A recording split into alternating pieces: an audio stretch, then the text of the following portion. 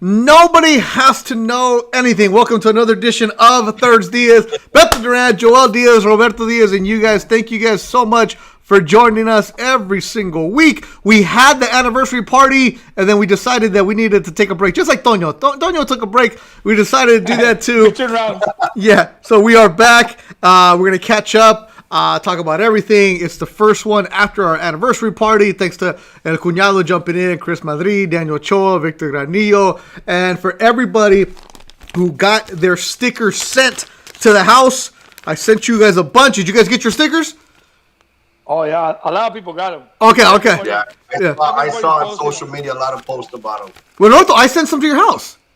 I haven't got them, cabrón. So, which house did you send them to? No. La de ¿A cuál de todas? Quintero en Puerto Vallarta o la de acá? The one in Cancun. That's why I didn't get them. Oh, Over Pepe. here in I'm freezing my butt off. Yeah, no, seriously. Thanks to everybody who's been posting the stickers. I sent them to our friend, the coach, the guy that was in Uzbekistan. I sent it to him. Got it. It took me 4 stamps. I sent them to England. Somebody got it there. And then yesterday, somebody said that they watch us in Australia. So I told him, send me address and I'll get it to you. Yeah. No, stamps thing was demasiado because, we got people. But yeah, I sent them a couple. Oh, wait a minute. Right here. People say, Min 24, no stickers, Beto, no reply. Okay. Also, if you have a private account, it might get lost. So, Min 24 right now, send me a DM again, at Beto Vision, and I'll send it out there because everybody else got them. Roberto didn't get them because his son Bobby probably gave me a different address. So, Pinche Bobby, he's always doing that. And as Terry says, Razo didn't get any. Okay, did Razo ask?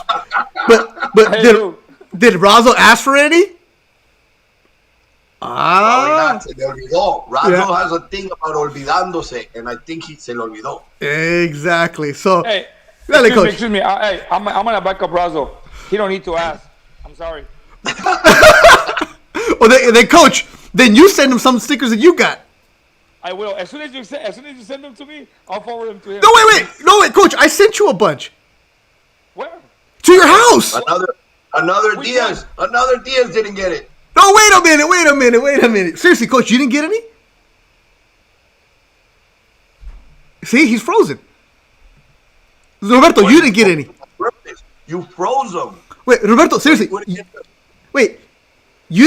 Roberto, you didn't get any? I didn't get any. Oh, my God. Coach, I sent him the same day as Tono. Tono got him. Oh, Tono did get him? Yeah. Man. Tono probably went to Coach's house and took a box. Oh, man. See, that's what's going on. And Miguel Villarreal, I got mine. We'll get Coach back in here pretty soon. So we'll talk to these guys pretty soon. Roberto, how are you? How you been? I'm good. You know what?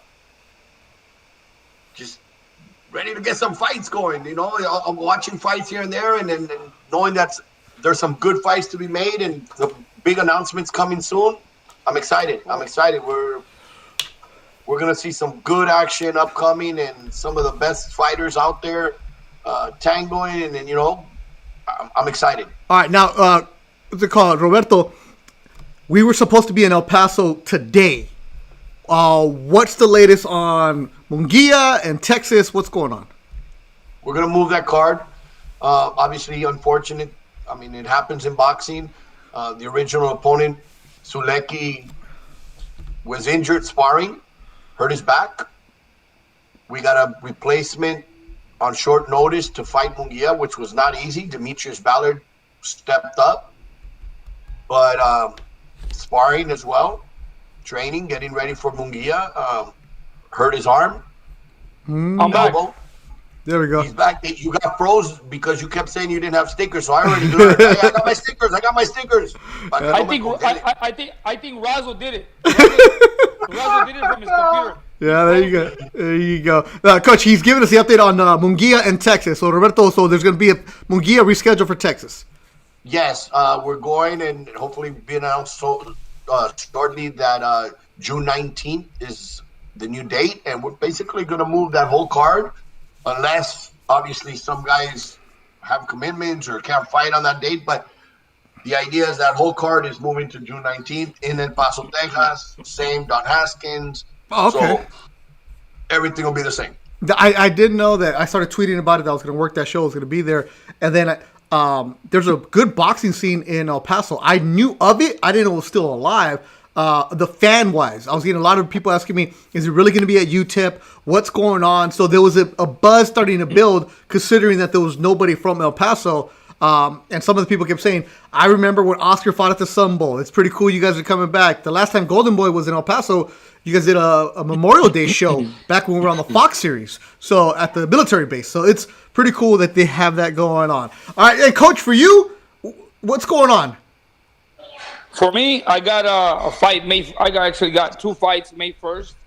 I have Omar Figueroa fighting in Carson. And I got Cub Swanson fighting in Vegas. Antonio's going to go with Cub to Vegas, and I'm going to be with Omar Figueroa. Okay. So only 2 fights? Wow. Yeah, only 2 fights. Actually, we had a fight today. It didn't go too good. Ring City, one of our boys fought out there. Yeah, Bobby. Bobby. That was a good fight. Real good fight. Yeah. I was supposed to go with him. I had some commitments here that I couldn't go. So I sent Oscar and, he put up a fight, but it didn't go our way. But he's good. Come back and restore himself and, correct the mistakes and get back on the road. Yeah, the Ring City card tonight, Angel Ruiz beat Bobinov. Is that how you say his name? No, Bobby John. Bobby John. So for his first loss, good fight. They went back and forth. Manny Robles and Estrita had Angel Ruiz, and his fighter that I was telling Roberto, the last time I saw him, his last fight, he got knocked out on a Thompson show. The second round, changed around. So it was a real good fight that went back and forth that last round. And at West Point Military Academy, cool job by Ring City, posting immediately on the social media, throwing out there. And one of the cool things that they did was they showed the Army cadets. Their boxing program is really good. So on their Twitch channel, they were showing the Army cadets fighting each other. It was really cool to see that kind of moment. So getting creative with it. All right. So for real, as we always do, we look around, we enjoy you guys. It's an hour of pura plática just for you. I was listening to Tim Boxeo. He has a great Twitter account where Tim Boxeo will post every single club show that's out there, whether it's Australia or Germany, Ghana. And he started his own podcast today, and he even said it. I don't know this guy, but he said there are a lot of good boxing podcasts out there. There are a lot of bad ones, and if you want breakdowns of fights, that's not me. I'm going to tell you about Big Punch Arena. I'm going to tell you about Ghana. I'm going to tell you about Australia. He's like, because a club show, because you got to be a hardcore fan. And he's like, there's something for everybody. This show, we're not going to break down everything, but this show is for you, the fan. So we're going to interact with you. We'll talk about Triller. We'll talk about the zone. We'll talk about everything. But first of all, cheers to you guys for a beautiful night. I have myself a nice bottle of Pinot Noir. Nice. I already started, as you can tell, so it's going to be a real good night. I got the aerator. You gonna finish it? Oh yeah, this is going to get done quick. Oh yeah. I don't have to play golf till 9:30 tomorrow. Easy work. Mateo doesn't have school tomorrow, so I don't have to get up at 5 o'clock to take him. So we're good. I am ready to go. I might even, we'll see how we are. Coach, what are you drinking? You might start the bottle that you got like last year. You never opened it. I am not going to drink that bottle. Roberto, what do we got tonight? So, guys, this was going to be very tough today to be on because I almost said, you know what, Razo, come to the rescue. I was expecting that. Monday, I started a fasting, and then occasionally you'll go into this. I'm only gonna juice for a week, or I'm gonna go vegan or raw. I've tried raw in the past. The diet? Yeah. Oof. Where everything is raw. Everything is raw. Nothing's ever been alive. Nothing's ever been. It's basically a plant base, but you don't cook it. Everything is in raw form, and I've done that. And this week I started a fasting where it's all liquid. And obviously tomorrow's the last day. It's a 5-day This is program. liquid. Yeah, me too. This is I liquid. know, and I'm like, Este es uva, es uva. Hey, se me antoja el vino, se me antoja. I can have this is as liquid. many teas and water as I want, but nothing outside of tea and water. So tomorrow's the last day. Trust me, I've been looking at tomahawk steaks all week. No, it's funny. It's funny because you see what a fighter goes through in a Of moment course. like this because when they're cutting weight and you, es cuando más se te antoja todo. That's when Yeah. I could be without a hamburger if I'm eating every day. I could be without certain food, but this week the mornings are easy. I wake up, I'm not a breakfast person, so I'm like, Yeah. here's the tea, and it's an energy bar of all natural, all plant-based waste. In the afternoon, it's a tea, and there's like a tomato soup. O sea, todo in liquid form. I'm okay during the afternoon. I'm okay. Once I go to my room and I turn on the TV, and it's about 8 o'clock at night, but my last meal was at 6. Between that 8 and 9, oh my God. That's when I start. I went on YouTube yesterday and I started seeing all the tomahawk recipes because all I'm thinking now, I want a tomahawk. I want a tomahawk. I want a tomahawk. So I'm starting to look at, okay, ¿cómo lo voy a hacer? Preparing for Sunday because tomorrow I'm still on it. And Saturday, you have to ease your way back into food. You can't just go and eat whatever. Entonces te cae muy pesado. But So Roberto, it has to be just like a fighter. If they cut, Yeah. if they're cutting weight, and coach will tell you, if they're cutting weight the wrong way, which is, I'm not going to eat for 3 days before the weigh-in, then they can't have a real good healthy meal because their stomach is and then it's going to be like boom.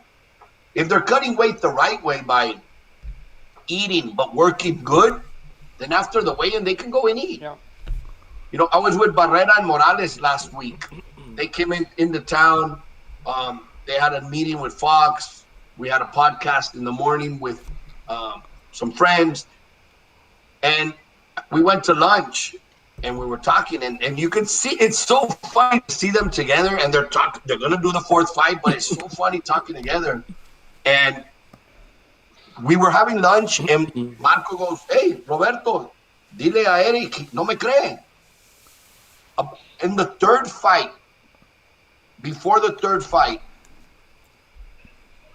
Golden Boy executives went up to Marco's room, and I think I've mentioned this in the past, and Coach, you probably never heard of something like this, but it was Thursday night. Raul Jaimes and a couple other people, La Cobra Mendoza, may rest in peace, walk into the room, and it's Marco's room, and it smells like hamburger. And I remember Raul saying, "Isn't this Barrera's room?" And I said, yeah, it's Barrera's room. "Why are you guys all eating hamburgers? We're all there." And I said, and I point to the corner, "Marco wants to have a hamburger with you. That's why he wanted you to come here." And Marco was eating an In-N-Out burger. Thursday evening. There was a problem with the gloves. Marco didn't want to wear winning. He wanted to wear Reyes. Mendoza was there to see Marco. You're going to have to wear the winning gloves for the third fight. He ended up having to wear them. But when they walked out, obviously I didn't know this until years later when I was now working at Golden Boy. Mendoza told Raul Jaimes, "It's not about the gloves. It's a weight issue. Barrera's not going to make weight tomorrow. Never in my life have I seen the day before the weigh-in a fighter eating a hamburger." So the gloves is an issue. The gloves is an excuse. But tomorrow he won't make weight. Now, the following morning, Marco gets on the scale. The third fight was at 130. The first one was 22, 126, and the third fight was at 130. Marco gets on the scale, and he's over because of the hamburger. And that was known. We knew he was going to go over. But then it was, put on your plastics. Let's go to the Thomas and Mack Center. Y a trabajar, cabrón. And that was Marco's way of, I put a little bit of grasa. I work so hard. I know because once you make the weight, it's easy to bounce up and down. the night before after training, he was like 128, 127. Remember, he's coming up from 26 to 30 anyway. So it was a way of, I can do this. But tomorrow, I'm going to be heavy. Bajar la última 2 libras. But he basically made the weight for minutes and then ballooned back up. Huh. Yeah. But I told Eric, I did tell Eric that last week when we were having lunch, Barrera, hey, dile porque no me cree. I guess Marco had already told him. And Eric, remember, Eric, even when he went up to 147, was always struggling to make weight. So Eric was always going to be that guy that was always going to have trouble making the weight. So when Eric told me, when Marco told me, I said, Eric, es cierto. Ahí no, nadie me lo contó, yo lo vi. Yo fui por las hamburguesas y las traje al cuarto. What? Nah, Eric, I'm telling you. It's interesting. It's back to the mind games. Now back to your diet, Roberto. You're training like a fighter right now. Coach, he sounds like a guy who's trying to make weight. Not training.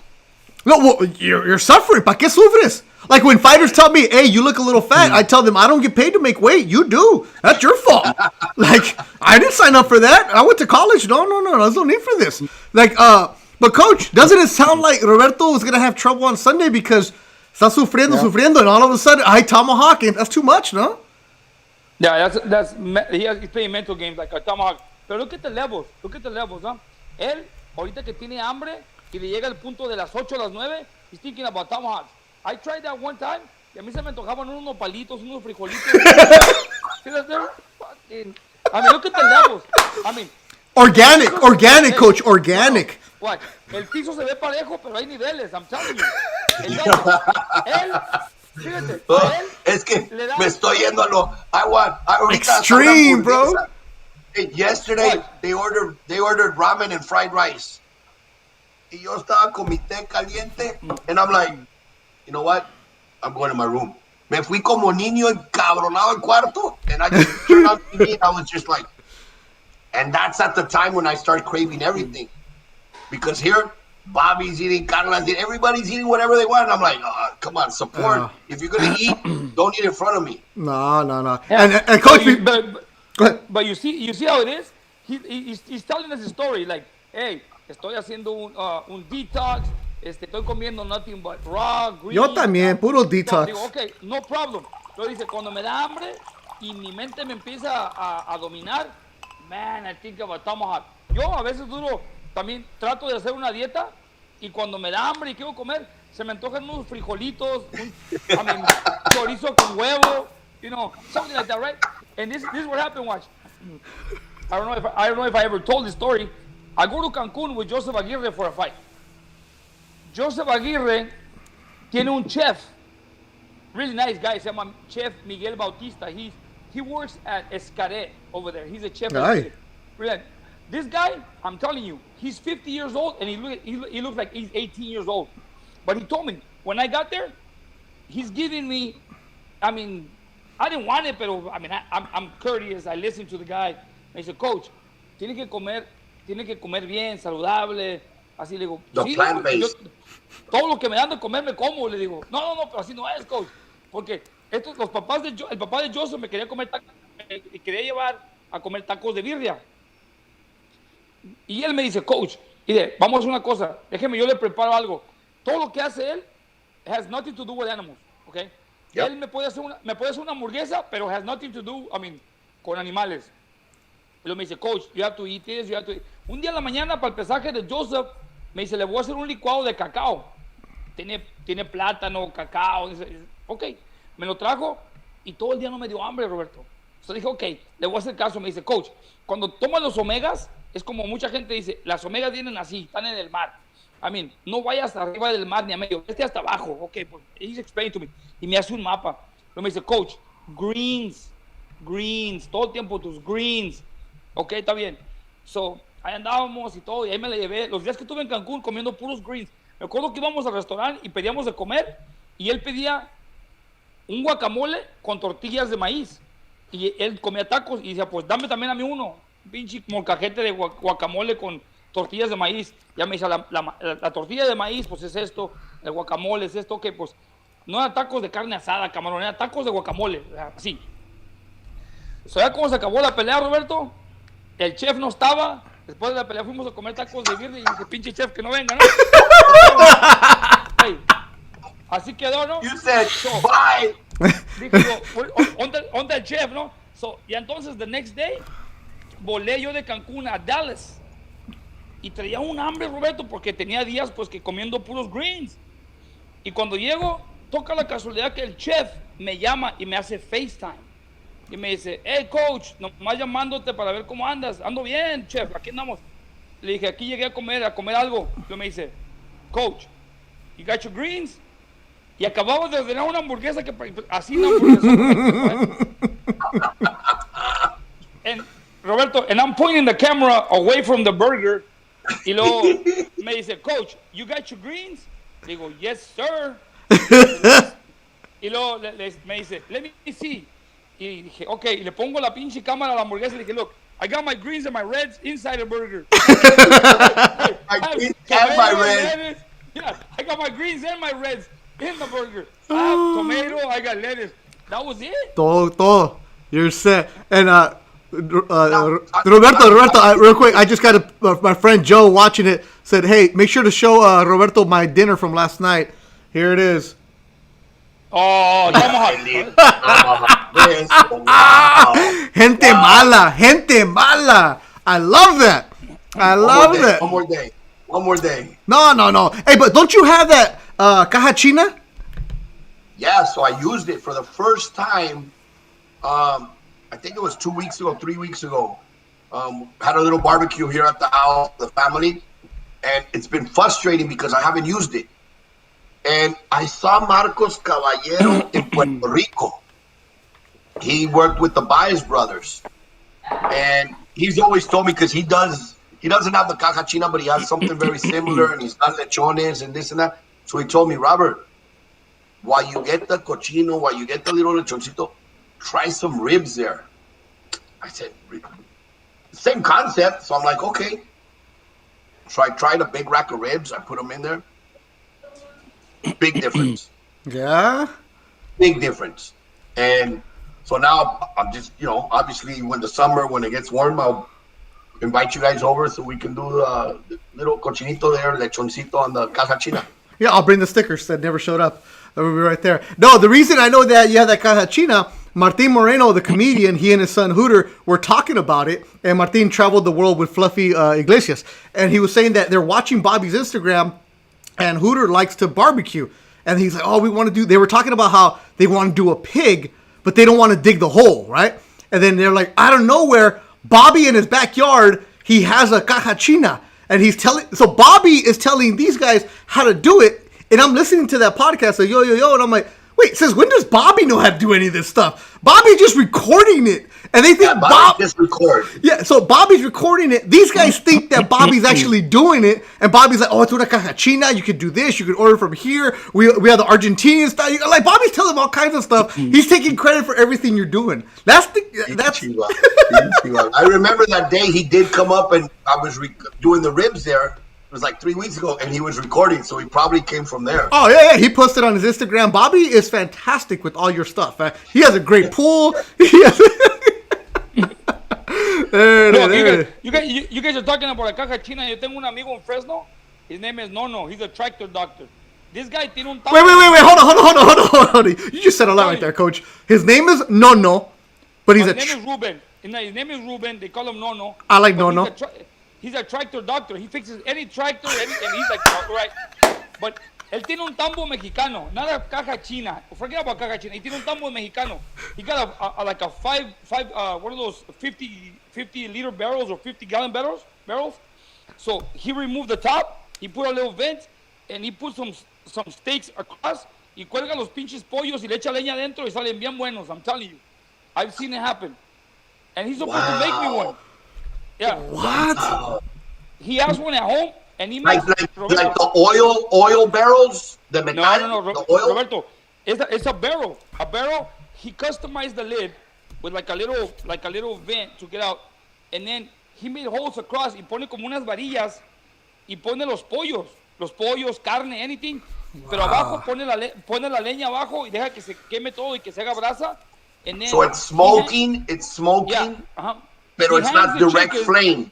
No. He hangs the chickens and he hangs the los trozos de carne como, anything he hangs there and he leaves it there. He covers it up. Roberto, that thing sale, se desbarata sola. And it's not a caja china, es un pinche tambo mexicano que hizo en su beca. Yeah.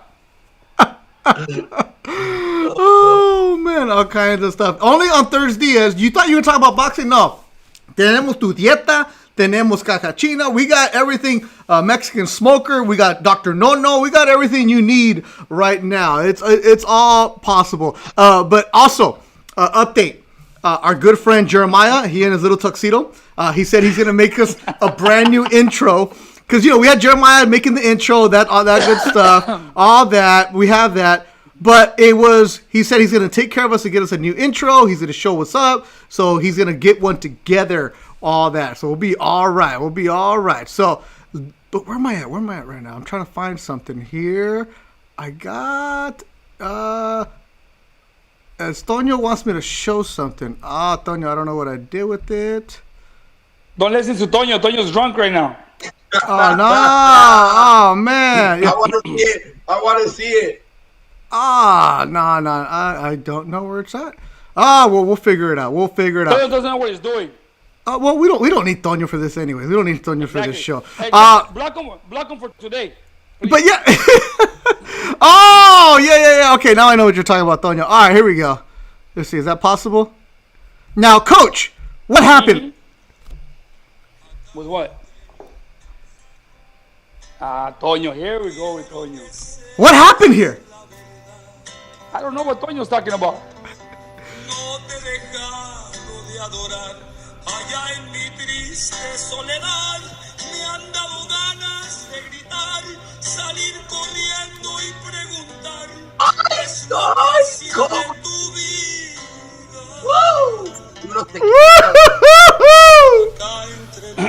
Yeah.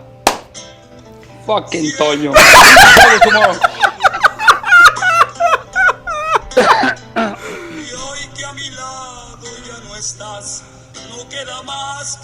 Get it, Coach. Yeah.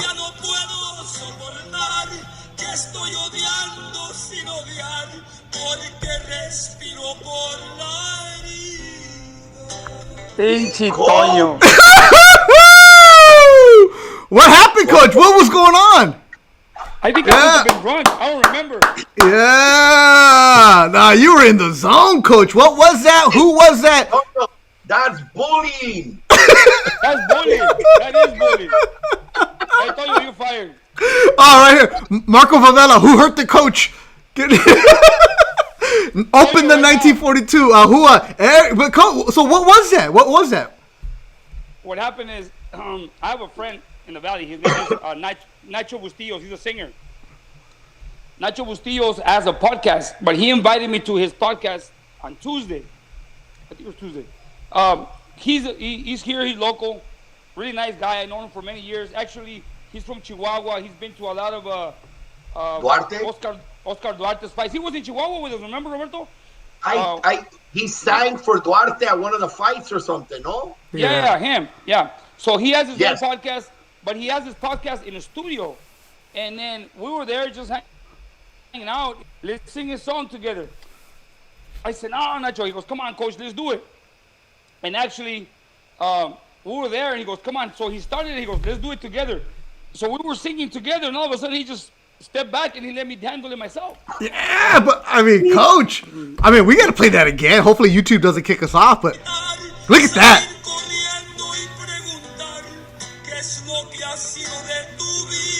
Woo! That is professional right there, Coach. That's fantastic. Oh, don't tell me we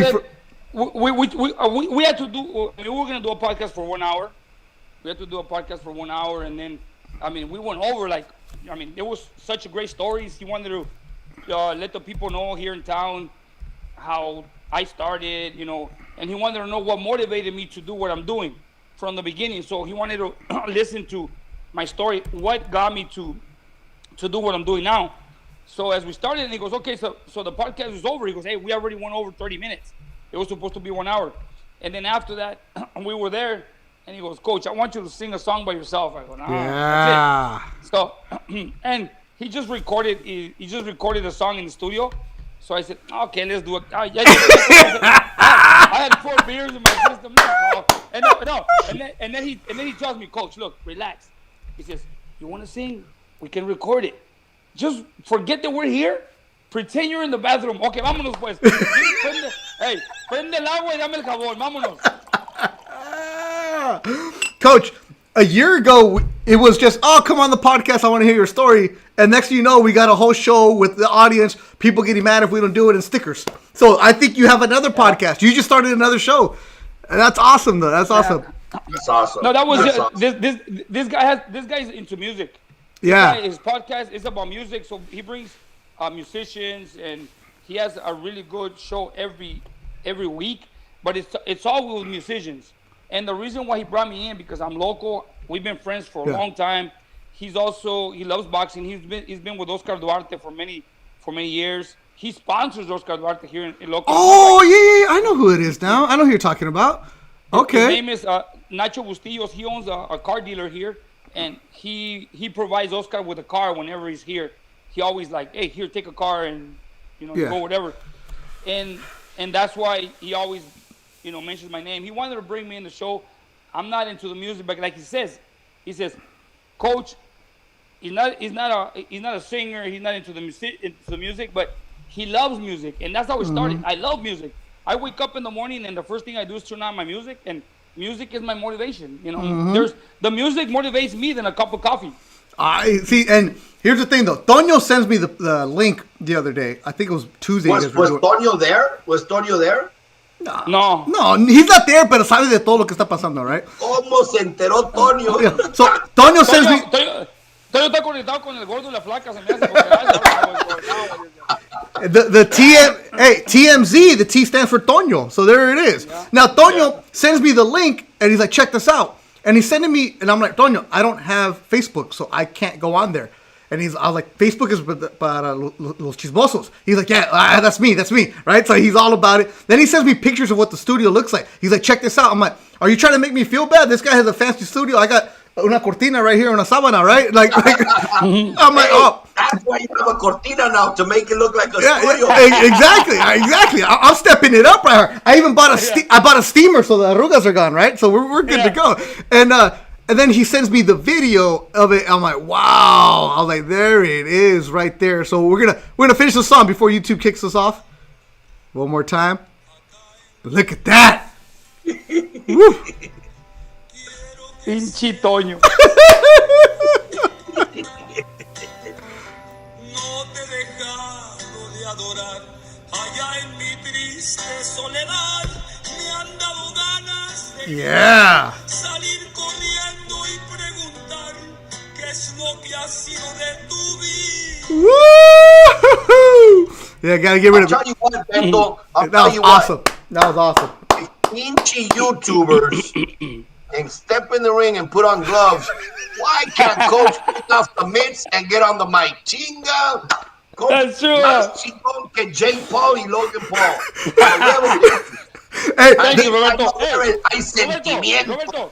Roberto, as soon as you can eat a tomahawk, it's on me. Yeah. Hey, Marco Favela, great, right there. Wins Coach singing the national anthem before a fight. Huevo.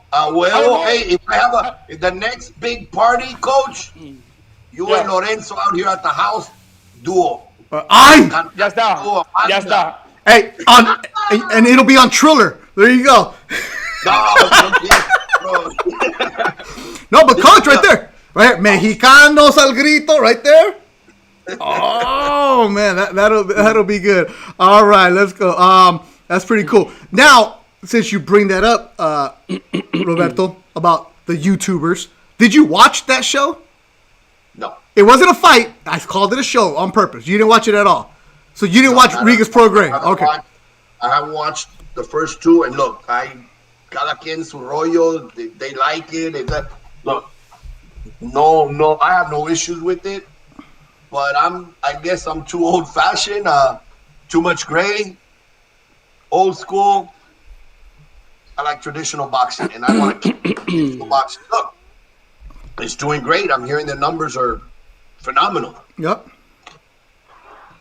I'm going to have to one day maybe catch up to the program, but right now I'm sticking to old school. Boxing is for the boxers. I have no problem. Look, I brought it up. Roberto, you mean old school like Chavez Travieso or more old school? No. Old school real boxing. And I have no problem with the exhibitions. You know, I was talking to Pepe Gomez the other day. He says, hey, why are all these exhibitions all of a sudden so popular? And Tyson and now Barrera and Caras are doing something, and Chavez and Travieso and Marquez and Cotto. I said, you know why? Because the state of boxing today, of the young fighters not wanting to fight with each other, the fans are more like, fuck, I'll go watch the guy that I remember that fought everybody. You know, so I think that's just because of a state of boxing, because old fighters coming back has always been. It's always been something. Carlos Zárate came back, I think, 10 years after he retired. George Foreman came back 10, 15 years after he retired. But they came back and fought. It wasn't these exhibitions. It's the Floyd went to Japan and did a 3-round exhibition or whatever it was. Got paid a lot of money and then flew back the same day. It just shows what the state of right now. And maybe with COVID, people are just, hungry for entertainment. And from what I'm hearing, yes, Thriller, you got the musicians and you got the fighters and you got the YouTubers all in one. Again, I'm old school. I want to see some fights. I want to see the best fighting the best. And you know what? I don't care what the outcome is as long as I get a good fight. Yeah, like I said, I didn't call it a fight. I called it a show. That's exactly what it was. Coach, did you watch that at all? No. Okay, let me ask you this. But let me ask you this. It doesn't call my attention. Did your kids pay attention to that? No. Okay. I'll tell you this from my perspective. So my son Mateo is 16. He's been working at Golden Boy as the intern. You know, him and Joel Razo Jr. So they know what's up. They know what real fights are at. But he plays basketball. All his friends follow me on Instagram. They've never asked me about any fight ever. I see him on Monday. Hey, were you at the Jake Paul fight? Hey, did you see this? Hey, did you see that? 15 minutes I'm having a conversation with these high school boys who play basketball, guys who are going to play in college, and they're asking me questions about boxing. And then, Roberto, I never thought I'd hear this, but a kid tells me, hey, is that Red Catch guy any good? Like, right away, this guy has nothing, but now he knows who Ivan Red Catch is. The fact is that nobody should know who Ivan Red Catch is. He's past whatever he's going to be doing. But it brought attention to a 16-year-old boy that, hey, this Regis guy, he's like, I wouldn't mind seeing him again. And I'm like, okay, Regis is good.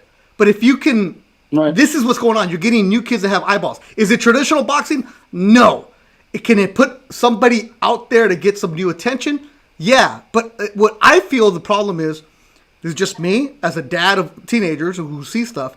Everybody says like, oh, these guys are going to bring new fans to boxing. No. They're Jake Paul's bringing his fans to watch him.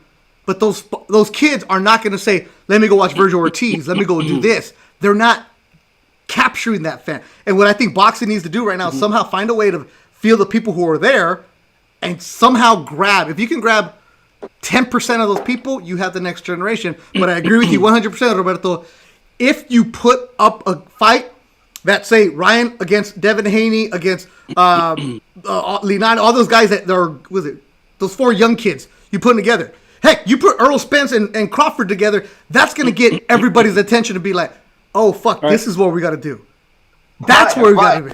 And yes, and that's going to help bring back boxing to where it once was. Oscar fighting Trinidad, fighting Vargas, Leonard fighting Duran, Hagler, Hearn. These guys have to fight each other and forget about I'm so worried about the zero. However, here's how social media has changed the world. Check this out.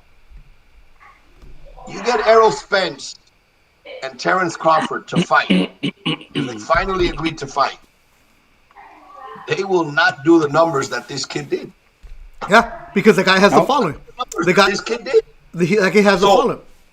So exactly. Even though you're getting 2 of the best fighters in boxing today, fighting each other, this two era. undefeated, almost like Leonard and Hearns all over again, the new generation between Spence and Crawford. Nope. I'll be surprised if they hit somewhere around 500,000 homes. Because only the die-hard boxing fans really know them right now. What do we need to do is create not just that where the fan tunes in and watches a fight. One thing that HBO, and even before that, ABC, Wild World of Sports, back in the day, they would show a little bio leading up to the fight. Where you got to see the fighter outside the ring in his daily activities. Whether it was, oh man, this guy works at a car wash, or works as a cook or a dishwasher during the day and then finds time to go train, or he's a father of 2 or 3 kids and he has to take them to school, and it brings that, wow, where the fan connects, because guess what? I'm just like him. And you know what? I'm going to support this guy. And now you start creating not just a guy that you know from the ring that can fight, but the guy outside the ring, and he's just like you. Yep. You know, that's what we're missing. We don't see the bios anymore. After HBO and the 24/7s, that 24/7 was big because it built up. By the time the fight came, you believed, maybe you started thinking, oh, this guy's going to win. But by the time it ended, you're like, no, I think the other guy's going to win because I got to see how he trains or something. You know how many people became Juan Manuel Marquez fans, or they knew of him because of 24/7? Like, who? Don't say because he drank the pee. That's exactly it. That's it. But the thing is, hardcore fans knew Marquez. Other fans all of a sudden like, oh, there it is. This is a good comment right now from Pheno Boxing, which, by the way, has done a great job. Crawford hates doing interviews, doesn't know how to seek themselves. These YouTubers never turn on an interview, and they know how to promote themselves. And they have to, because you... Exactly. That's true. The more That is followers, true. the more people know him, whether you like him or hate him, the more people are going to watch you. If they hate you, they want to see you get your ass. Paul had a lot of people want to see him get his ass kicked, so they tuned in. Yep. And then he has his big following that want to see him win, so they tune in. So it's very important to have a good relationship with the media, so they want to help you get, more exposure, and to have a relationship with the fans where they know they can approach you. Right here, Ruben Gonzalez makes a comment. The only kid with that following right now is Ryan Garcia. True. And I'll say this, having had that conversation with those teenagers, my son's friends, they all know who Ryan Garcia is, but Ryan Garcia, and I don't know Ryan Garcia at all. I don't talk to him, but just a year ago, 2 years ago, he used to be, oh, you know Ryan. Now, those same kids who were Ryan a couple years ago are, hey, is Ryan going to fight anybody? That's what these, I got my finger on the pulse right there, Roberto. It's, okay, he's fought guys that we don't know. When's he going to fight Haney? When's he going to fight this? Now that gets a little bit old too. Ryan had the built-in foundation of they support him, but it's like, hey, okay, because as Pheno Boxing will tell you, with the YouTubers, their shelf life, it used to be 15 minutes of fame. Now it's 5 seconds of fame. You better produce right away. With boxers, you can marinate, you can build a little bit more, but at the same time, if Errol Spence never fights Bud Crawford, is anybody going to pay attention to him? Whoever they fight next, does anybody really care anymore? That's hard. Especially, look, Ryan's still young, and Ryan, of course, he has a tough fight coming up in July. Of course, but Roberto, I'll say this from what those kids tell me. Ryan calls out everybody, but he doesn't fight them. This is what he called out Duno. He fought him. He called out I know. I'm just telling you what the 16-year-olds are saying, because now it's getting old. Yeah, I agree with you. They want to see him back in the ring. Yeah. They want to see him back in the ring, and trust me, Ryan wants to get back in the ring. But with Spence and Crawford, Sugar Ray Leonard and Tommy Hearns fought the first fight in their early 20s. Crawford, and here's something that we might not even grasp. Crawford and Spence are both older than Canelo. Really? And who have they fought? Oh, wow. Maybe I'm off on Spence. He might be a little younger. No, Spence is 31. Okay, there you go. They're both older than Canelo. Wow. And they still haven't fought each other. Canelo is younger than both of them, and look who he's fought. So that's what's hurting that this side of the street and that side of the street. I tweeted it the other day. There's always been this side of the street and that side of the street because back in the day, Don King and Bob Arum hated each other. However, they made De La Hoya against Trinidad. Yeah. And there was all these other big fights that were made. So if the fighters really want the fight, they get it done. I think they're going to probably announce very soon Anthony Joshua and Tyson Fury. It looks Good. like, from what I've been reading, that it's going to be done. So if the fighters really want it, they can get it done. Yeah, it's Arturo Alvarado right there says fans want the fights, big fights, plain and simple. We all do. We look. Yeah, of course. Everybody wants to see the Dodgers play the Yankees. Nobody wants to see the Diamondbacks play the Cardinals. Like, it's you want the big Lakers against Celtics. You want the big names, the big fights, and that's what you want to do. You want to see stars go up against stars. But I think what we do in our business, and I'm guilty of it, whether I'm doing the Lakers, the Dodgers, we get so caught up in that moment right there that we forget at times what's going on out there. Like, I never thought I would pay to watch Jake Paul fight, but I was in the Thompson boxing bubble, and I looked at it. It was only $50. I'm like, you know what? I'm going to get a concert. I'm going to get Snoop Dogg. I'm not going to watch boxing. I'm in there to watch, because anytime there's a car chase on TV, I'm all about it. I was watching a car chase on Saturday from Atlanta. That's what it was. It was like Stu Mundell and the Channel 9 helicopter chasing people around. That's what it was. It was un desmadre, and I love watching car chases and car crashes and all that other stuff. But as a boxing fan, I was like, I knew what I was getting myself into. I was like, this isn't boxing. It's a show. Yep. It's a sideshow. It's and you know what? And that's fine. Exactly. If you're going in with that mentality, like I was asked prior to Floyd Mayweather and McGregor, what are your thoughts? Are you going to watch? I said, no. I'm too much of the old school, the traditional. Give me, I don't care if they're names. Give me a 3-round war or 10-round war. Last night, and to everybody listening, you want to see a good fight and a great story of a comeback? Watch Frankie Duarte against Bernardo Piñango. Bernardo Piñango was the world champion. Hold on. One more time. Let me write that down. Frankie Duarte, who was from the LA area, or is from the LA area, fought for the world title, 118 pounds in LA against Bernardo Piñango. Okay. It was a war. The story there was Frankie had fallen into drugs. Oh. And into some bad times, cleaned up, came back, and fought for the world title. Personally, I remember the fight from when it happened back in the day, and I was just skipping through tomahawks and old fights. I said, let me watch. I remember this was a good fight. Let me watch it. And this is years ago. And again, I got excited because first round, they just started throwing down. From what I remember, I didn't watch the whole fight. I was like forwarding highlights and everything. And I thought Frankie won the fight that night. And it was like, wow, he came back. What a comeback. And he didn't get the decision. But I'll watch that any day. I'd rather go to YouTube and watch Hagler and Hearns for 3 rounds than watch some of this stuff. But yeah, I'm pulling it up right now. It's 1987 CBS Sports Saturday. Frankie Duarte, Bernardo Piñango. Go and check that out. That was done and presented by Michelob Boxing. That's when you know it's good. It was here in LA, and I used to watch it on Ruben Castillo, Chick Hearn, and Rich Murata used to commentate, which was something. It was KTLA or something. I don't remember. Maybe it was one of the forum fights or something, but Budweiser. I'm gonna check that out later. Okay. A hell of a fight.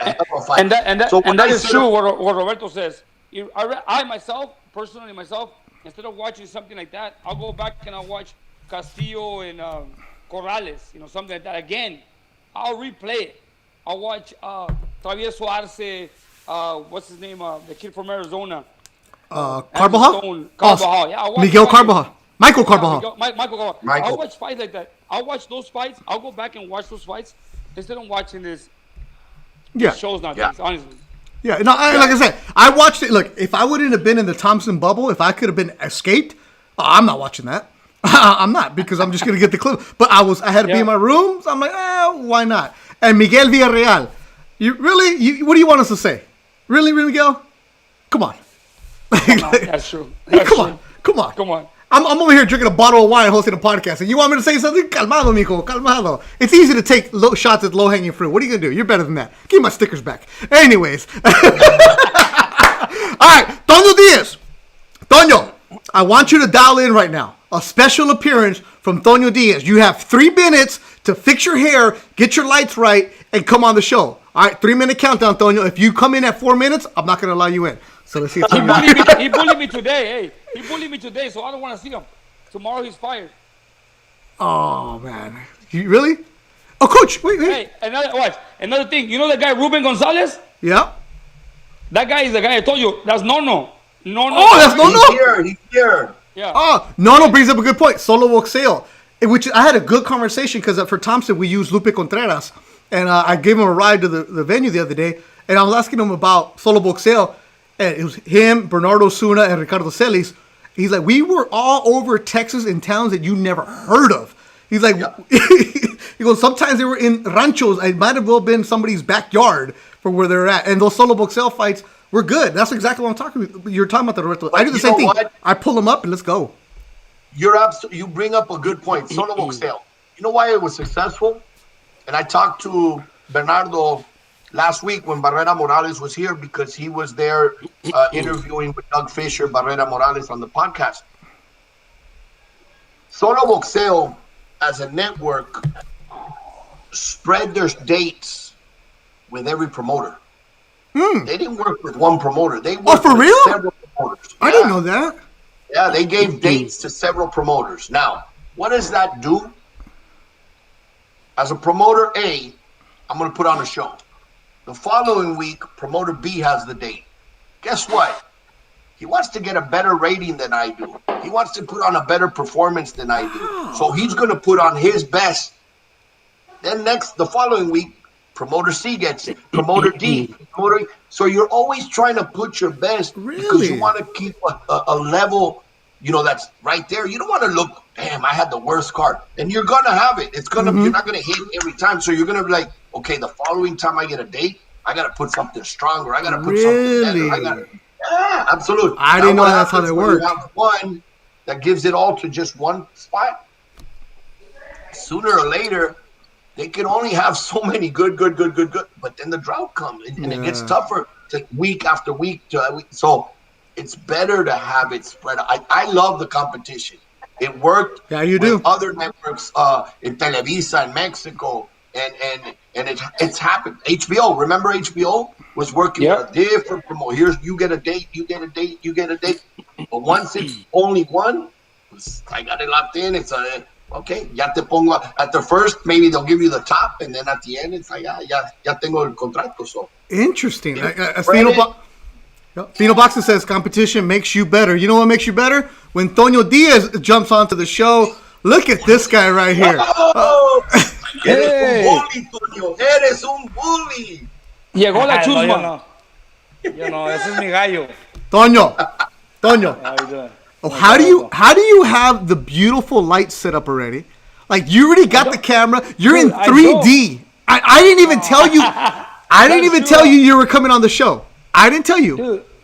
No, me estaba quedando ahí dormido, and when I heard, boom, I jumped up. He knew you were gonna get him in when he sent you the video.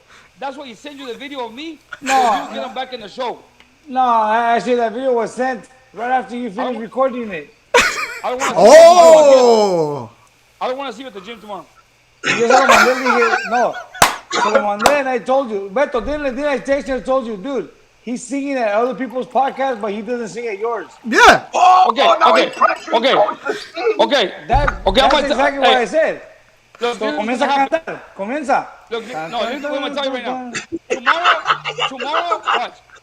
Roberto, let me tell you what's happening. Tomorrow, Beck needs 3 rounds, and there's nobody for Beck to spar. You're in. Toño. Oh! Beto, can you come back tomorrow for 3 rounds? Nah, I'm on a fast. I'm on a fast right now. Hey, I'm paying $200 a round. 200? Well, yeah. You know what? The way I'll do that. Beck ain't gonna do nothing. let's go, man. Tono, how are you doing? What about for 10 seconds of the I'm doing round? great. ¿Cuánto I'm le doing vas a good, man. pagar? I'm doing here. I'm doing Yeah? good here. Just trying to crave a tomahawk, but I can't afford it. Tono, Puros pinches frijoles. Sí, Toño, nopalitos. when, What's up? when you were a fighter and you were like Roberto, you weren't eating, right? Did you think Yes. about tomahawks? No. Those were never on Never. our list. Dude, Hey, I couldn't even wait, spell wait, tomahawk. Wait, wait. Hey, watch, let me tell you. No, wait. Let me tell you something. After the fights, no, seriously, ask Antonio. I mean, that's why when Roberto says, oh my God, when you hit that time between 8 and 9, I crave tomahawks. Look, after every time we fought, or I fought, Antonio fought, or Julio fought, we come home and we buy carne to make carne asada. You know what we used to buy? Diezmillo. Diezmillo is a steak like this. Look, it's a steak like this, but when you But cook it's a it, it becomes bacon. like this. Like this. It's bacon. Okay. No, the thing is this. Hey, the thing is this. Hey. After the weigh-ins, When you put it on the grill, it's this big. And then it cooks and it goes shh, and you end it like this. That's Yeah. fucking Diezmillo. You get a snack. You get a snack. Maldita pobreza. Yeah. exactly. Tono, Exactly. Tono, how do you spell tomahawk? You know what? I'm gonna tell you something about tomahawk. I never knew what was a tomahawk. No, yo sabía. Hasta apenas a couple years ago, cuando Joel took Carlos Adames to fight to New York, he took my younger brother, who's an agent, lo llevó para allá con él. Y cuando llegó para atrás, me dice, man, it was a great experience.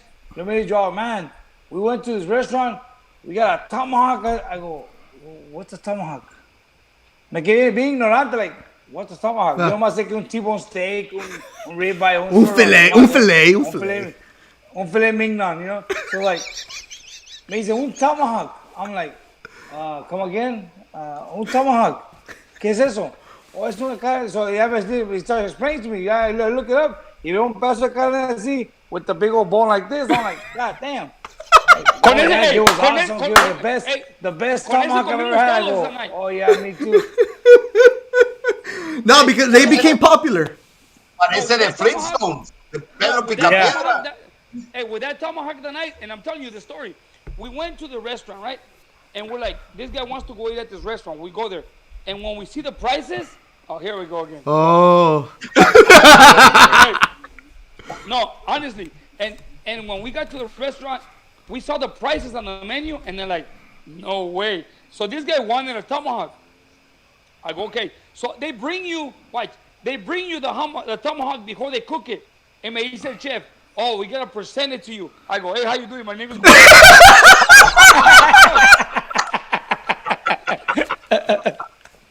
Roberto, right or no? Roberto, sí or no? Hey, Roberto, sí or no? When you De go to a huevo. restaurant Mucho gusto. and you ask for a tomahawk, the chef personally comes out of the kitchen and he brings you the tomahawk and he goes, oh, the chef is presenting the tomahawk to you. I go, okay, tomahawk, how are you? My name is Hey. Then Tono, stop looking at your messages from your fans. Pay attention. Hey, Hey, later on, they bring you the tomahawk cooked. I mean, after they take it back and they cook and they bring it back on a board, ya partido. Y le dije a los guys, hey, don't order anything else. This is for everybody. Comimos un tomahawk entre todos, Roberto. As a matter of fact, Ya.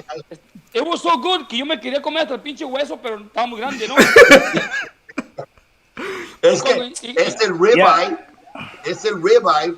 Obviamente, the best part at the end y todo, pero it's to share. I mean, that's one. Yeah. Cortas pedacitos, little side orders here and there, y con eso tienen 3 personas. I have a friend right here down the street that has a carniceria, very good carniceria, Garibaldi, down the street here, and he just posted on Facebook now selling tomahawks. He's holding the steaks about this big from his waist to his chin. I'm like, God damn! I'm like, I'm gonna go give me one, but me da miedo cocinarlo. Beto, Go. Hey, Beto, it's like, come on. and you're like, Yeah. oh my God, you can't burn Beto, that one. look, it's like when we travel, por eso te digo, aunque el piso esté parejo, there's levels, right? Hay niveles. And when we travel, we go to the fight, we go to the hotel, we go to the fight. Fight finishes, we go to we go to the airport to fly home, right? The first thing when we go to the airport, we go look for a McDonald's, a Carl's Jr. Una hamburguesita. Una Como hamburguesa, tú, like Dallas. un little sandwich. Hey, pregúntale a Mr. Diaz when he's in England, where does he sit? Oh. Wait, one time yeah. when Julio fought Amir Khan, we're in a hurry to go to catch our flight, right? And To grab a burger before the flight. Is Manchester? In No. Manchester Airport? Sí. Manchester. London. No, we're in Manchester. Yeah, we're in Manchester. So Roberto, Remember, we fought in Sheffield. The fight was in Yeah. Sheffield, so we were in Manchester. Roberto's at the airport, just chilling, and then I go, "Hey, Roberto, how you doing? Hey, guys, sit down. You guys want some?" He was asking for caviar, right? It's my first time in my life I had caviar. I go, "Para mí caviar era frijoles con tostadas," and he was like, dude, hey, but it was funny because it was Julio, Antonio, and me, and we're right there standing next to him, and he's telling the guy, "Hey, give me 3 ounces of caviar," and the guy gets a spoon. With special Yeah, crackers. No Yeah. regular Yeah. special There ain't crackers. no tostadas de perico here. Let's go. Okay, so he puts it on a scale. He puts it on a scale and weighs it, and he gives it to him. He goes, and Roberto prepares it for us. He goes, try this. Like, fuck, ya se fueron $100 en esta pinche tostada. Hey. Wait, this is at the airport, Yes. Yeah. so it's even more expensive. Okay. Hey, remember, we got I don't know how many ounces en una tostadita así. Every time I fucking put in my mouth, I go, ya se fueron $100, Julio. Let's go. Hey, wait. So, hey, brother, wait. So then, all of a sudden, we're like, oh, it's time to go. And then Roberto, hey, can you give me this? Can you give me that? I gotta take home. So they pack him a nice little case with special ice to travel home. He was already, he had been there already for an hour. I don't know how many ounces of caviar has comido. So, and then he ordered Oysters. to go. Oh, oysters? What? That's a hell. Oh, and you're at Heathrow. Yeah. Y las galletas saladas, Gamesa, nada de eso there. Nada de eso. Hey, well, maybe I should go to Garibaldi's, buy me a big tomahawk, take it to Nono, the tractor doctor, que me lo hagan su big barrel. Yes. Yeah, en el pinche tambo mexicano, Mexican tambo. Like I said, there's levels to this. There's levels to Hey, this. le llevamos un pedazo a Roberto. Now, Toño, did you have the caviar? I tried it, I didn't like it. Do you know what caviar is? Yeah, it's the Yeah. huevos, the eggs. of Huevos de the fish. pescado. I don't like fish. I don't like fish. And when I tried it, I just didn't like it. Wait, you don't like fish, but you have mariscos. I like shrimp. I like the caldo de pescado, but not the fish itself, like the meat. I don't know. I just don't like it. But I've never heard anybody say the caviar y los huevos. Like that's just.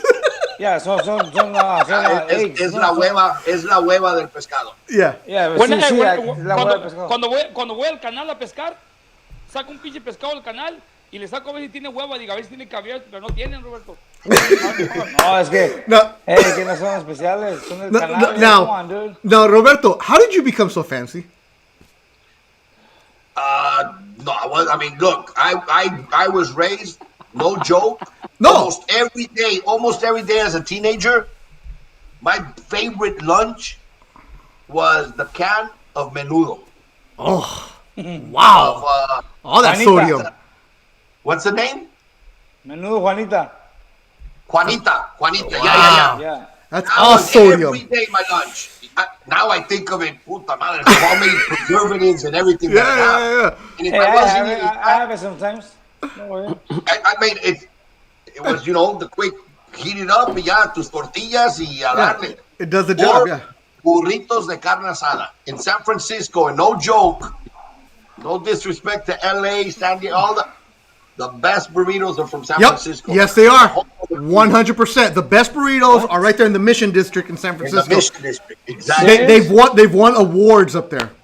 They were actually invented in San Francisco. Yes, They they don't, were. I mean, obviously the burrito is not from Mexico. The burrito Nope. in Mexico is más flaquito, flauta Yeah. type, versus the burrito that we eat here. It's not Mexican. You don't eat a burrito over there. They don't make them like that. But started in San Francisco back in like '68. Yep. The Mission Burrito, exactly, the home of the Mission Burrito, La Cumbre, and all that. So that was my meals. With a burrito de carne asada, yo estaba feliz. But like you worked at like people know your story. You were a prison you were a probation officer. You worked at Circus City. How the hell do you go from probation officer Circus City to Gucci and caviar in Heathrow Airport? Yes. Little by little. I said before I die, I gotta taste this. I gotta taste that. And it's like, you know what? I like it. Yeah. Then I won't have my menudo anymore. I'll trade it in for a tomahawk. Yeah. And I'm the guy drinking with the aerator out of his wine. So little by little. Little by little, you become a little fancy. As Alan Zamora says, puro colesterol. The name of this episode is going to be Se me subió el colesterol. Good song right there. But that's what it is. 3 minutes are over. Cut them off. No, Tonyo's bringing Tonyo. No, I ain't saying nothing. Hold on, Tonyo. Now, I got to find this out. Like I said, you know I love you. I'm a big fan of yours. Tonyo, what happened to Joel's stickers? What Joel stickers? See, No, recuérdame, because I remember Joel asking you for no stickers. I remember asking you for some, and you sent it to me. But you got some, right? Oh yeah. You got a lot. Yeah. They're mine. I sent them the same day to you. Joel and Tono had their same sticker, the same envelope sent out the same day, along with 25 other people. Look, my girls went to the mail right now, and they checked all the mail, and I don't have any. I don't know. You probably sent them out to Tono. Well, your son Junior gave me the address. So I don't know. I think Tono went to Joel's mailbox and took his. No. I got mine in my mailbox. I sent Beto my address, my correct address. You know who doesn't have my correct address? Is it freaking IRS? Because my statement is still not yet. See, that's the only one that I give the wrong one to. Yeah, I think he have my wrong address. Antonio Vision right there. Wow. Wow. Roberto, you know that Omar Figueroa Sr. He's a postman? Yes. The other day, Antonio walks in the gym and he grabs him by the neck. He goes, "Hey, where's my stimulus check?" No, and he showed me on his phone. He goes, "Look, before I came here, todo el trabajo que traía." So he showed me a picture of his little postman carrito full of cartas. Le digo, güey. I zoom in. Digo, ahí está mi cheque. Ahí está. He starts laughing. Digo, ahí está mi cheque, güey. Dámelo. Man, Antonio Vision is right there. Oh, man. The Green Eyed Bandit checking in from Dodger Stadium. I'm pretty sure he's watching us right now. So, once again, if you guys got your stickers, keep tagging us, keep posting us. And if you didn't get them, send me a DM, and I'll take care of you. I have 75 more left. So, we'll send them out there. There it is. We'll send them, and whatever. We can make some more. Let's make some more. Hey, go ahead. You can pay for. You can pay for them too. Go ahead. Pay for them. Who makes them? I'll pay for them. Make sure you send some to my friend Nono, the tractor doctor, please. He's right here. Se llama Ruben Gonzalez. Well, nah. There ain't no Ruben. No one knows his name. Come on, get it right. Have some respect. But it doesn't show up as Nono. It shows up as Ruben Gonzalez. Well, Nono, the tractor doctor. No, send me a DM. I'll send you some stickers. And Antonio, if you want to order a new batch of stickers, feel free to Venmo me. I'll take care. Hey, I don't have Venmo. I have Zelle. I'll Zelle you. Just tell me cuánto. I don't have Venmo. I have Cash App and Zelle. No tiene Venmo, no tiene IRS, no tiene nada. Buenas noches, niña. No, IRS sí tengo, but IRS doesn't have my address. Now, Tono, last question for you. Yes, sir. Bevel, he's in the gym with you, and I see you are next to him a lot. I've never been around him. How big of a monster is that guy? He's big. Está grande, canijo. Yeah? He's solid. He fights next week. He checked his weight yesterday because I have my scale. He was like, yeah, he checked. He's only 5 pounds over. I mean, se ve fuerte. I mean, he's big. And coach, what's the deal? So Bevo just coming in to use your gym, or how's that? What's it working out? What's the problem? I mean, not the problem, the deal. The thing with these guys, we've been working with Vadim and his team for a while already, and basically they're already established here in Indio. They love our training. They love what we do with their boys.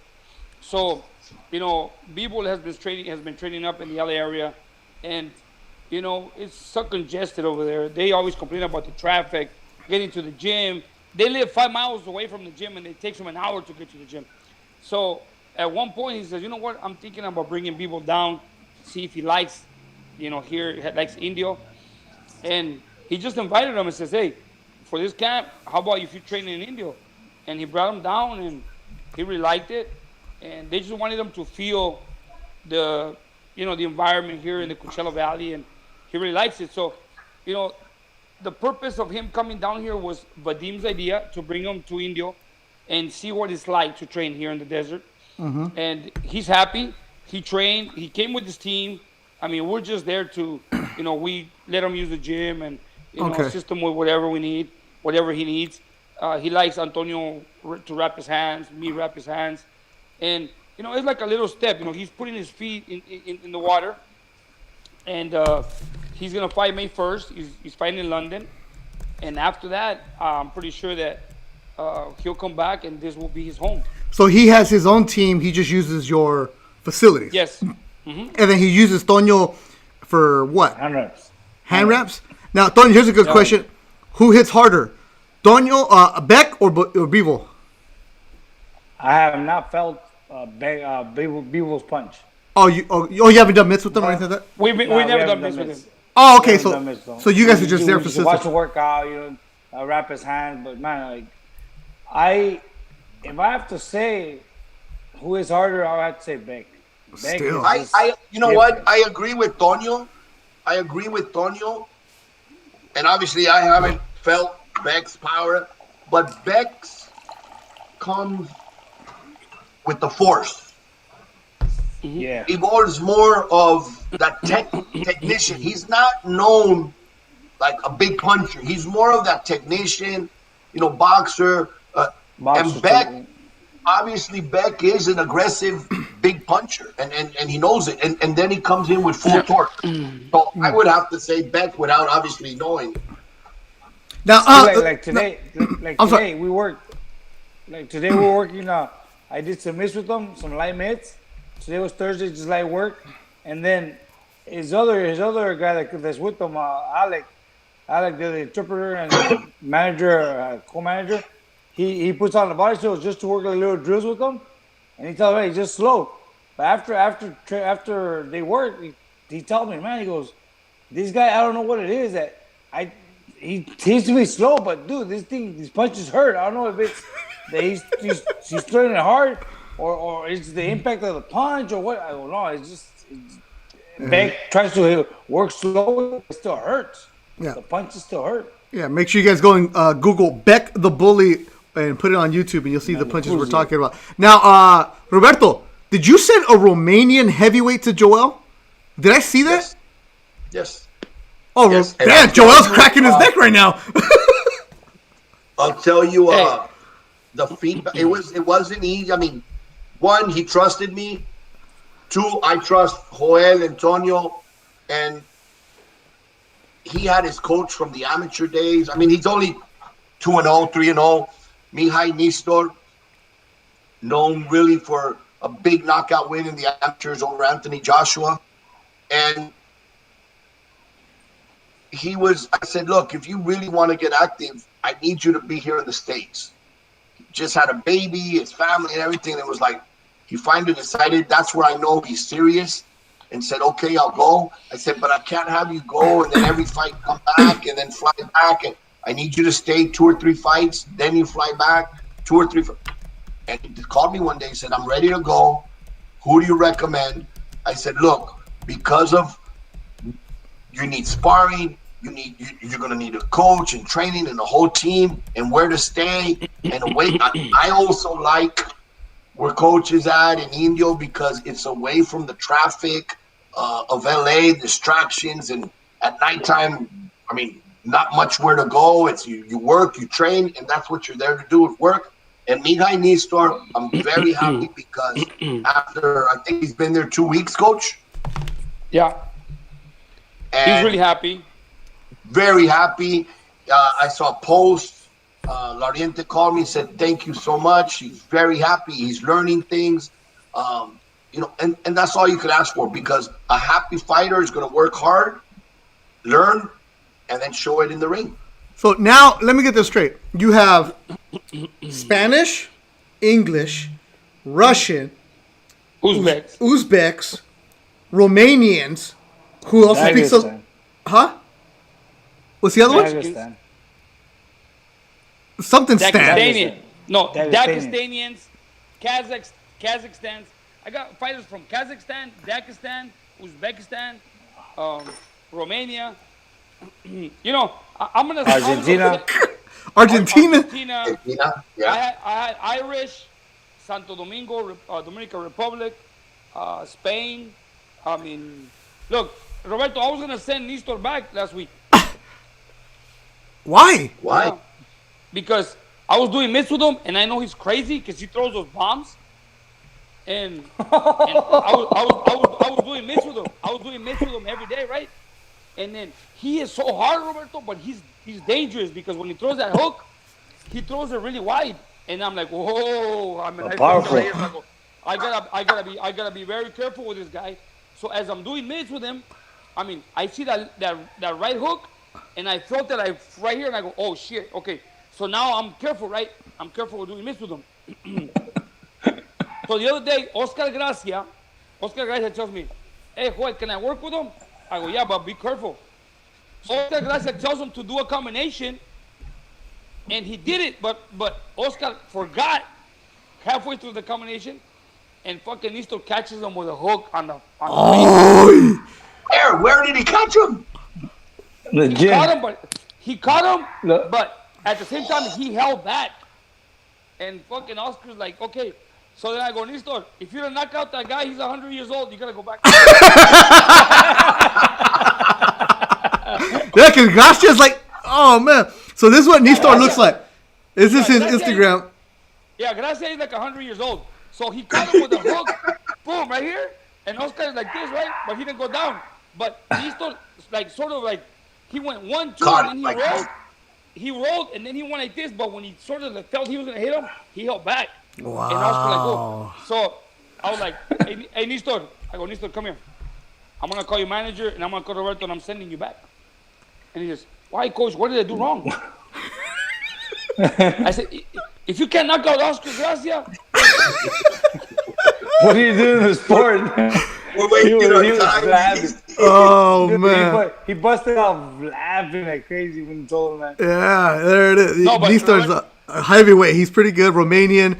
And Good kid too, good guy. And this is really good. The Green Eye Bandit is at Dodger Stadium right now. Saludos ThursDIAZ, Green Eye Bandit. We appreciate you checking in from Dodger Stadium. Nice. So, Roberto, that guy, Nestor, is a very dangerous fighter. Because his style, he told me from His the movement. he told me from the first day, before his manager left, his manager tells me, Coach, Nestor wants to tell you something. And I said, sure, come. And then he says, I want you to know one thing. He tells me like that. I want you to know one thing. I'm here not to waste your time. He says, I'm here to work. He says, even if I'm dying, I will never say no to work. And even the first day he walked in here, I knew he was jet lag and stuff. He probably did like 24 rounds, and they were telling me, hey, that guy's going to have a heart attack. Let him work. You know? Because he was hitting the bag. He went like for 24 rounds. And he says, but remember this. I'm here to make you proud. I'm not here to embarrass you. He says, wow. He says, I might not look like a fighter because I'm fat, but I have a big heart. I have a big heart. He goes, a lot of fighters nowadays, they have a little heart. Tiny heart. He says, I might not look like a fighter. I might not look like a fighter because my physical, but I can tell you this. I have the biggest heart. He goes, and I will fight till the end. And I'm just want to tell you that I will make you proud. I will not embarrass you. Yeah. I like that. Let's go. I worked two of his fights. So this is what he looks like. Not that imposing, but he will fuck you up. Because I've worked two of his fights, and he broke one guy's ribs. And like I told Joel, that's his Instagram right there if you guys want to follow him. Mihai Store Official. We're going to move him very fast because he has the amateur experience. Yep. He's not going to be, he's 2-0, and his next fight is going to be an 8-rounder. There's not going to be, taking a long time. He has experience. He has power. And he has quiere trabajar. He's not afraid to work. So with him, he could be right up there at 10-0. You know, in 2 years, he could already be built for the professional, for the big fight. So it's not going to be a long-term project. And the guy's hungry. And with power, anything can happen. Look, he knocked out Anthony Joshua in the amateurs. Mm-hmm. He'll knock him out again because it takes one punch at a heavyweight. So out of Romania. So go get your Romania flag. All right, Tono, before you leave, we got something for you, Tono. Talk to him. All right. Before you leave. Before you leave, Tono. Hey, ¿por qué te están sacando, Toño? Primero. He's a No bully. hay pedo. No hay pedo. What's going on here? No, el Nistor, yesterday llega al gym. He's been working with Federico, Nino's trainer. I got a strength and conditioning coach right now for him. He's working really good with him. And they're gonna drop him. They're gonna drop him like 20 pounds, make him look physically strong. No, and that's when I saw Marcelino, and I saw when you told me the work that Federico's doing, I said, "Oh shit!" When Federico transformed Nistor into what he can do, people are gonna be like, "Holy crap! Who is this guy?" And then I think Tonio sent me a text where he knows a guy that le puede hacer como un pelito acá medio bonito or something like that. Está pelón, so we can get him a little toupee, un pelo así chingón. So, unos ojitos verdes. Oh, man, we're gonna make a superstar. Vas a ver. No, ayer llegó y dice que las man, ese Federico has me fucked up. My ass hurts, my legs hurt. Everything hurts. So I tell him, so today no sparring or training? He goes, no, coach, yes, training, hard training. Okay, let's go. Well, don't complain. Hey, so how's his sparring been? Has he sparred good? He sparred twice, because I started sparring him this week. He sparred twice, he's sparring tomorrow again. Tomorrow's a little bit out of shape, pero anda bien. The first day, he was very reckless, and I told him, if you're gonna be sparring like that, I'm gonna stop you every time. So now he's more stable. The second sparring he did was better. He's sparring tomorrow again. So he just wants to be inside, smothering. He just wants to smother. He just wants to smother and knock somebody out. So that's the key. So what I saw, and we had a meeting after his second fight. I said, look, no more your size, no more shorter than you. They have to be taller. Yeah. Because his punch is looping all the time. Yeah. So if he fights a taller guy, los agarra.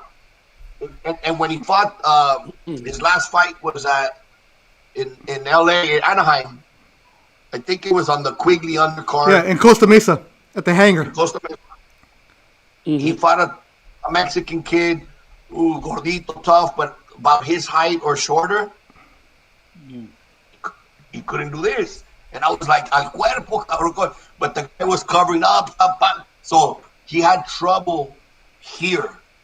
You could see his punch and all his leverage and power comes up. So it's like, all right, hey, it's easy to get you taller guys. And I could see, obviously, when he knocked out Joshua, who had much more height on him, you see it.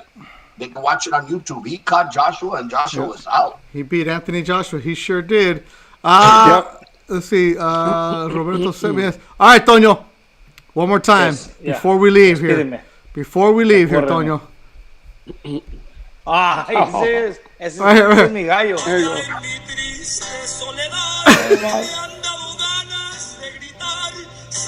No, porque canta en vivo. Come on, Toño. Let me get to the end. Let me get to the end, Toño. Ready? Look at the way he fit. Ay. Look at the eye. Look at boom. Woo! Roberto, que dígame, tengo talento, mucho talento. Él and Lorenzo have to do a record now. Hey, Lorenzo was here in the Valley this weekend. Lorenzo was in Palm Springs. Roberto was in Palm Springs. Coachella. Oh. Te puedo Coachella down the street en mi lindo Culiacán. Oh, okay. Hey, Toño. I know he's been in Bakersfield recently, but I didn't know he was that close. Toño. He was in Indio. He came down to Indio. Toño, how proud are you of your brother, the new singer? Very proud. A huevo. I hear him. I hear him sing all the time. Every time we have a party, he always gets the mariachi. Ay, yo canto. Se oye dos, tres. Pero esta vez when I heard him there, I was like, what the crap? Like, is that my brother? Damn. Like, so se oye bien chingón. Like it sounds like, it doesn't sound like. Look at that, Tonya. Look at that. I even showed my wife, babe, listen to this. I showed my wife, I told my wife, babe, listen to this. I didn't show her who it was. She goes, man, se oye bien, who's that? I showed her, I said, oh man, se oye mejor que en vivo. Toño, qué malo eres. Qué malo eres, Toño. No soy malo, no soy malo y no es bully. I'm just being honest. No, it's bully. No, it's bully.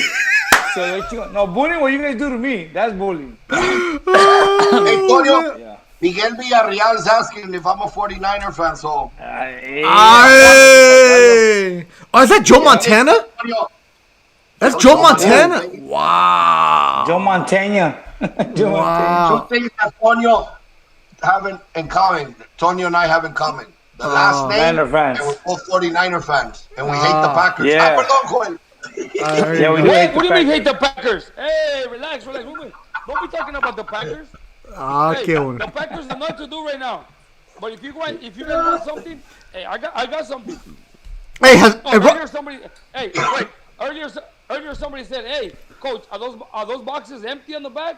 I mean, if they were empty, they were not there. And look, I still have a stack over here. Look, I still have a stack right here next to me. I mean, I don't know, but I mean, they just keep coming. Look. Watch. Hey, the stickers aren't coming, but the tequila night. Oh, wow. Hey.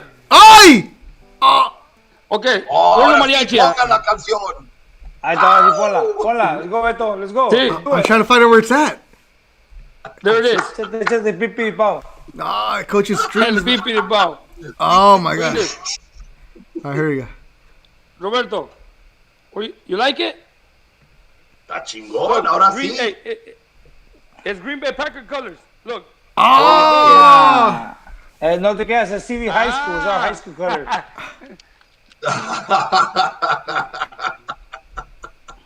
Our high school colors is green and gold. That's why. Let's go with the high school, not Green Bay. Yeah. Look at that. What a show. Oh, my goodness. Yeah. Such a good show. All right, that's it. We're going to wrap it up right now. Toño and the Chusma. Toño and the Chusma have shown up. We got all kinds of stuff. It's been a good show. This is how you come back after a year. Where's it at? Oh, man. There's the audio. Coach, you sent me that audio, but I can't play it. Where's it at? Oh, wait a minute. Is that right there? I think I might. Yeah, it's because after the podcast, we did one on our own. And he told me, hey, do it on your own. I go, do it on my own. Studio, no? Studio? Yeah. Look at that face right there. Qué bonito. Qué bonito. All right. We'll be back next week. Wait, hold on. Let me look at my schedule. What do I got next? Le pone sentimiento.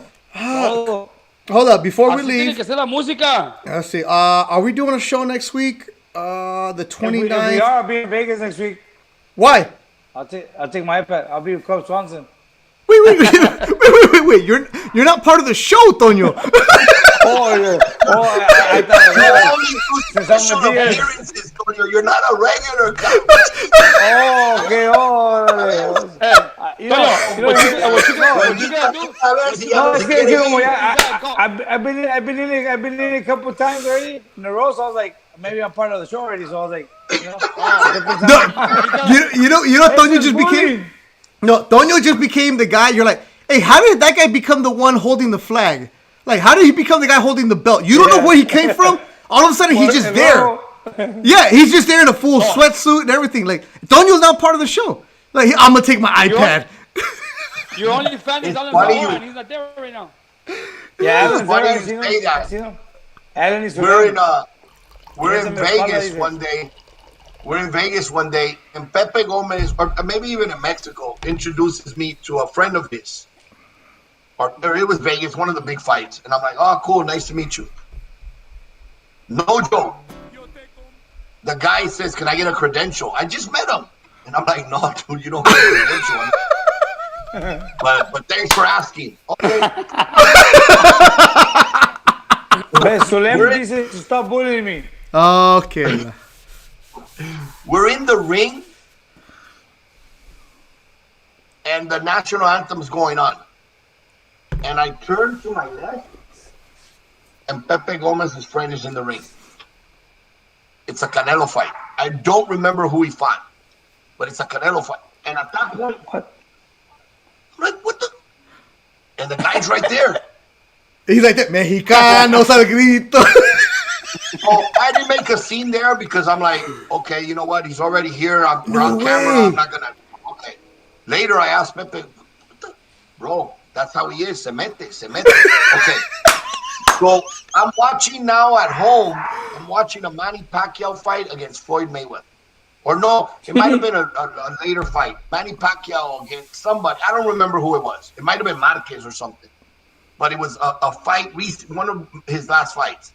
And who do I see in the ring behind Manny or next? Like, he got in the ring, and then little by little started getting that right when the bell, almost when the bell rang, that the corner man is the last one to see the fighter. This guy with no credential, abraza Manny like, hey, good luck. Like, he was part of the team. What? So, obviously, I'm not on the show. I'm not at the show. I'm watching it on TV, and I call Pepe. I'm like, how the hell did your...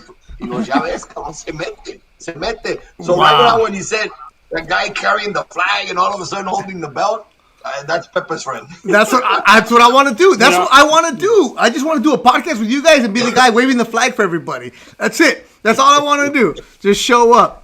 Oh so my goodness! You're trying to tell me I'm like that guy que no me metí el show nomás. Que nada más se metió. Tono, I was just telling us where we're going, and you're like, okay, next week I'm gonna have my iPad, guys. I'll be ready for the show. Like, what the? You were supposed to be on for 4 minutes. If you guys need me, now if you guys need me. If you need me. Let me look. We're gonna call Toño el metido. Hey, if Joel can't make it, Roberto can't make it, I got it. Wow. He's there in case you need him. In case you need him. Yeah, in case you need. Wow. Toño, you're a beauty, Toño. You're the best. Give your brother the stickers I sent him. Stop stealing his mail. No, those are mine. Coach, we need you to sing on the way out. I can't. I'm sorry. There's not enough alcohol in me yet. Oh, so you had alcohol with Nacho? Damn. Hey, I don't have guitars. Yeah, I had like 5 Pacificos that night. Oh, no, you can't do that. That's not enough. Okay. Toño, well, your brother's not going to sing. You have to sing if you want to be back on the show. Yeah. I can't sing, bro. Dude. Si yo canto, bro, te traen los AirPods. Right here, Toño. Right, ready? Se subió el colesterol. Come on, Toño. Se me subió la bilirrubina.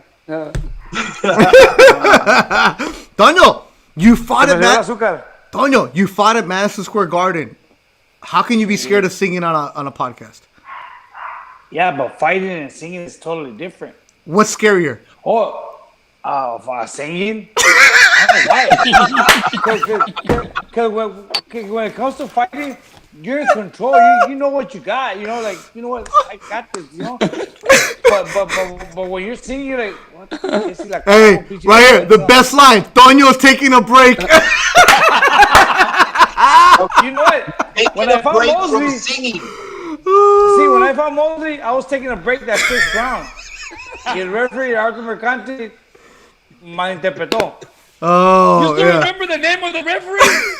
Yeah, Arthur Mercante Sr. Toño está cabrón. Remember, you've always said it. No, exactly. Watch. I remember I was fighting, boom. And then he catches me behind the head. I go down to my knees. I get up, and I'm like, I'm good. And he goes, he stopped me. I go, wait, what the hell? He goes, oh, son, he's the best fighter in the world. He can hurt you. So I cussed him, and I pushed him back. I go, dude, this is a championship fight. What the F you doing? I get pushed him. And he started getting all mad. Dude, he told me he's the best fighter in the world. He's going to hurt you. I'm like, I'm taking a break, bro. Toño, right here, Christmas Day. Were you blocking the punches with your forehead? Yes, that's his defense. Yeah. Well, yeah, se puede lastimar la mano. You can break the hand. Yeah. No, it's dude, ahí se quebra la mano uno como si nada. Hey, ¿te acuerdas cuando cuando peleó De La Hoya, his first fight back after the loss con Trinidad, he fought Daryl Corley en Madison Square Garden. Esa vez me llevó el Dean Chance de la IBA. IBO. Me llevó para una week because I guess Oscar fought for the IBA that night contra Daryl Corley. Dude, the best steaks I've ever tried was right there in New York at Peter Luger's. Peter Luger. Oh, it's super famous. Yeah. Super famous. Dude, they had made reservations with months before because that's what you need a month or 2 months before. You cannot make them a few days before. You have to make them because they're always packed. Wow, Yeah. Toño's fancy. Toño Peter is... Luger's. Por eso cuando me dijeron que un tomahawk, I go, what? I thought I had the best steak already, but no, I guess Right there. that's a better steak. Toño's memory never takes a break. I think the waiters today were there when they first opened Peter Luger porque todos los waiters están viejitos, bro. Yeah. Pero Yeah, sí. that place is good. That place is good. It's recognized as one of the top all over the world. Yeah, when the first time I went to New York, I tried to make a reservation. They laughed. They're like, no. Hey, if you give me the show next time, I'll show you the menu. I still have the menu. Oh yeah. Wait. Hold on. I have the bag. No. But that's only if I get the show next week. No. Hold on. Toño. I don't know. Toño. Hold on. I don't. Okay. Hold on. Okay. Now I'm buzzed. The bottles have. No, Toño. Cali's right. The bacon at Peter Luger porque son unos pedazos that look like a steak somewhere else. Wow. It was amazing. It's cash only? The way they age the steaks. Cash only. You know how many there's No so much steaks money out laundering in there, that building? Now, Toño. Yes, sir. Talk to me. I don't know if I want to because I want to end the show. I've been trying to end the show for 15 minutes. But Toño, why did you take the menu? Dude, I don't know. He's Mexican. It was in 2000, bro. It was in 2000. It was in 2000, bro. So I mean, I have the menu. It's been what, 21 years? But Ahí lo tengo. He has the salt shakers and the pepper shakers. No, I didn't bring them because in that tiempo I used to wear tight pants. You still wear tight pants, Julio. You still wear tight pants. No, pero no porque quiero. they're the same. Hey, they're the same pants from 20 years ago. They're the same size. No tanto. Hey, Toño, you went to a fancy steakhouse where it's cash only, right? Some of the I didn't know what I was in there. No, of course not. Cash only, bacon, the porterhouse, all that other stuff, and you took the menu. What else did you take? Let's see. The napkins, no. The bone. El hueso, no, just the menu. Just the menu. Hey, the bone from the steak. Me lo puse bajo la camisa y vámonos. No, did you put the napkin on your? No. It's okay. I think te lo daban porque eso era un menú de papel. Te lo daban. They will throw them away. Yeah, you're supposed to throw it away. Because But I took it as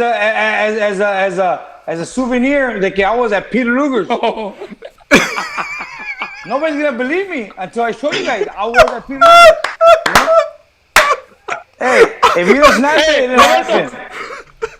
Roberto, next time you go to Manchester and you go to the airport, get a souvenir from the sushi spot. Hey, right here.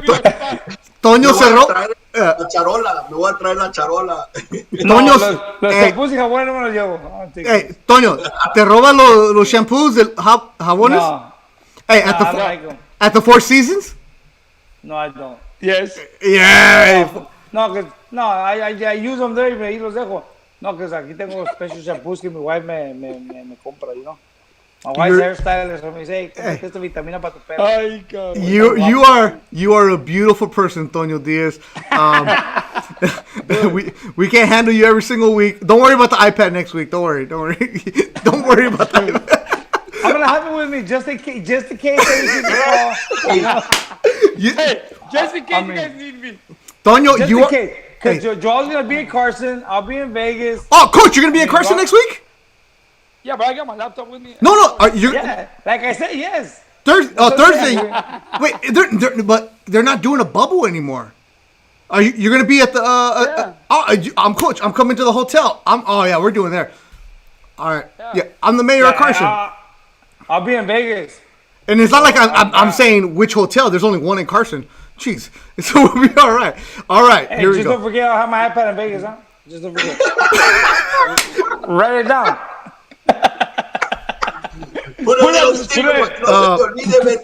Okay, Tono. Put it on your Google Calendar. Tono, you are fantastic. So Tono, take your iPad.